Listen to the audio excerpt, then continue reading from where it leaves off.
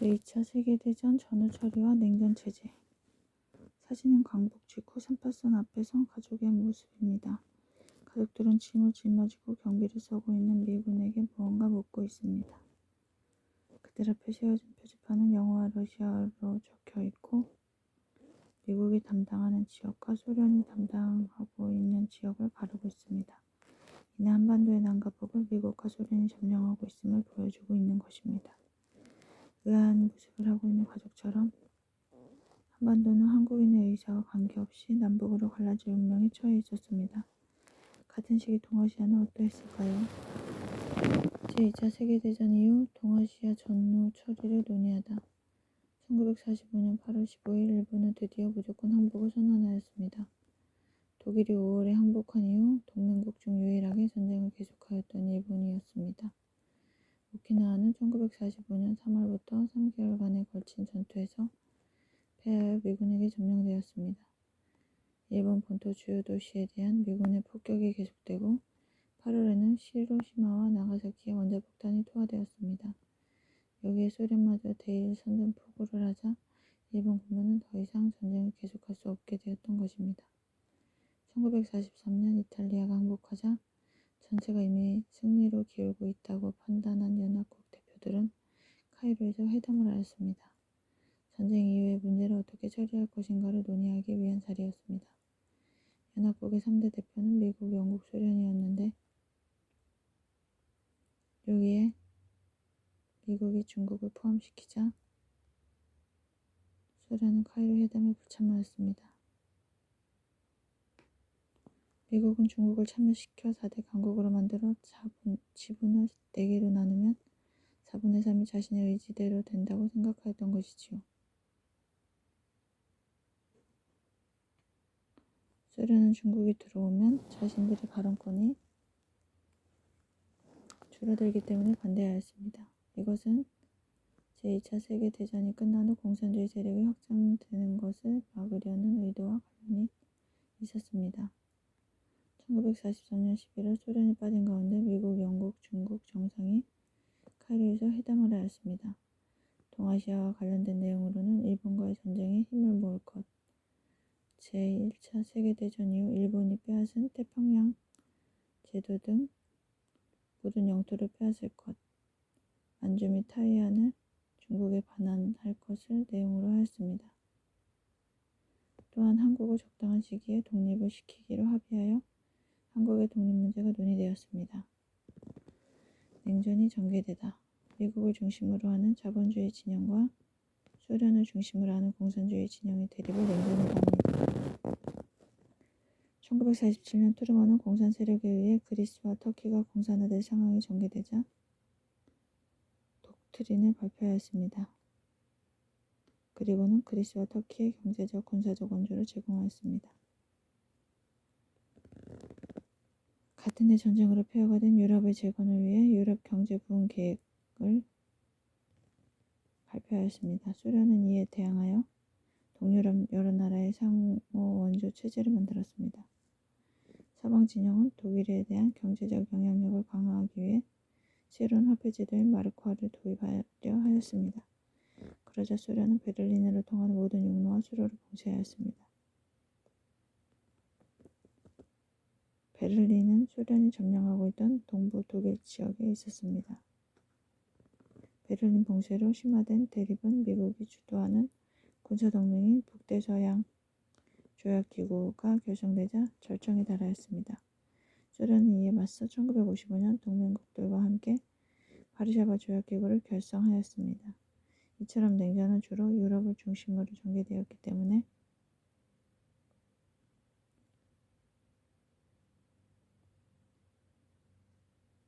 동서냉전이라 표현하기도 합니다. 1945년 2월에는 얄타에서 미국, 영국, 소련의 정상이 모여 회담을 하였습니다. 이때는 독일의 패망이 다가왔던 상황이기 때문에 독일의 처리 문제와 일본과 전쟁을 어떻게 할 것인지가 논의되었습니다. 회담에서는 독일이 항복한 후에는 미국, 영국, 프랑스, 소련이 독일을 분할 점령하기로 하고 소련이 독일 항복 후 3개월 이내에 일본과의 전쟁에 참가하기로 합의하였습니다. 1945년 5월 독일이 항복하였습니다. 그해 7월 미국, 영국, 중국의 정상들이 독일에 포차담에 모여 일본의 무조건 항복을 요구하자 일본 정부와 천황은 이를 수용하고자 하였습니다. 그러나 군부가 반대하여 전쟁은 계속되었습니다. 하지만 히로시마와 나가사키의 원자 폭탄이 투하되고 소련이 참전하면서 일본은 무조건 항복을 선언하였습니다. 일본을 독립시키다. 아시아 태평양 전쟁을 일으켰던 일본은 8월 15일 무조건 항복한 직후 미군 주도의 연합국 점령 아래 들어갔습니다. 연합국은 도쿄에 연합국 최고사령부를 설치하고 군정을 실시하였습니다. 일본의 군정은 연합국의 통치를 받는 형식이었지만 실제로는 미군이 주도하였습니다. 연합국은 1945년 9월 2일 도쿄만에 정박한 미국 군함 미주리호 위에서 정식으로 항복 의식을 하였습니다. 이에 지역에서는 중화민국의 장제스 총통, 소련군 국동사령관에게 항복을 하고 무장을 해제하도록 하였습니다. 무장 해제란 일본군이 갖고 있던 각종 무기를 연합국에게 빼앗기는 것을 말합니다. 그해 9월 9일에는 중국의 난징에서 항복 조인식을 가졌고 서울에서도 조선 총독 아베 노부유키가 미국 사령관 하제 중장에게 항복하였습니다. 패전 당시 일본군은 약 720만 명 정도였다고 합니다. 오늘날 한국군이 60만 명 정도이니 엄청난 규모였죠. 이러한 일본군 대부분은 해외에 나가 싸우고 있었는데 이들은 무장 해제 후 모두 일본으로 돌려보내졌습니다. 연합국 최고사령부를 주도하며 일본에서 군정을 실시하던 미국은 중국을 반공의 보루로 생각하여 소련의 확장을 막을 수 있다고 생각하였습니다. 이를 바탕으로 일본을 민주주의 국가로 만들어 다시는 전쟁을 할 수 없는 나라로 만들려고 하였습니다. 우선 일본 천황을 정치에 참여하지 못하게 하고 건국주의 세력을 공직에서 추방하였습니다. 경제적 측면에서 재벌과 지주들이 군인들을 충동질하여 전쟁을 일으킨 건국주의의 경제 기반이라고 생각하였습니다. 이에 1945년 재벌 해체를 명령하여 전쟁으로 이익을 보았던 미쓰비시, 스미토모, 야스다 등의 재벌을 해체하였습니다.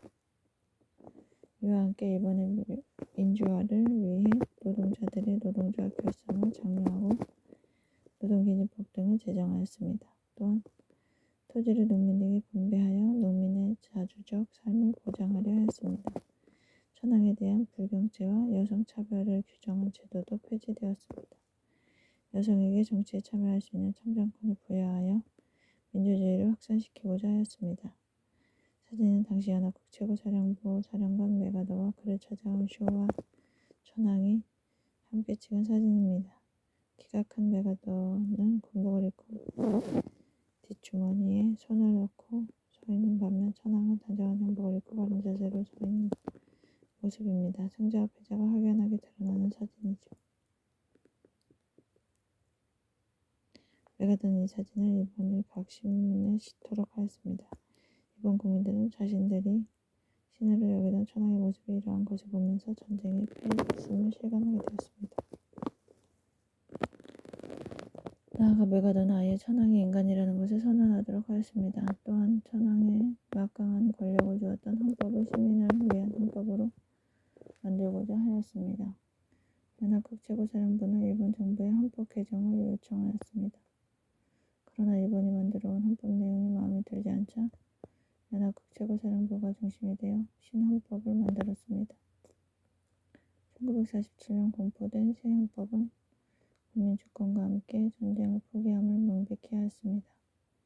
이러한 미국의 정책은 일본 사회를 민주주의와 평화주의 사회를 바꾸는 커다란 전환점이 되었습니다. 인간이 인간임을 선언하다. 짐과 너희 시민과의 사이의 유대는 언제나 상호의 신뢰와 경애로 인해 맺어진 것으로 단순한 신화와 전설에 의해 생긴 것이 아니다. 천황을 현인신이라 하고 일본 국민을 다른 민족보다 우월한 민족이라 하며 나아가 세계를 지배해야 하는 운명을 가졌다고 하니